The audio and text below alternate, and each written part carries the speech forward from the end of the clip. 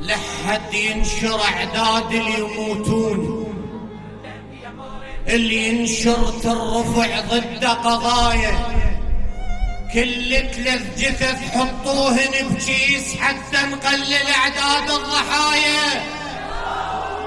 الرئيس ما يهم ارواحنا تروح، اللي يهمه هواي تجديد الولايه.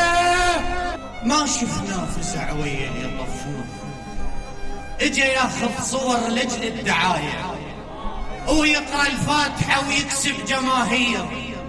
جيت الوالي كانت بيها غايه، ويعوضنا عن الماتة وفلوس، قطع ديعان وبيوت وهدايا، وهم ياخذ بطايق الانتخابات ويجرى اصوات براتب رعايه.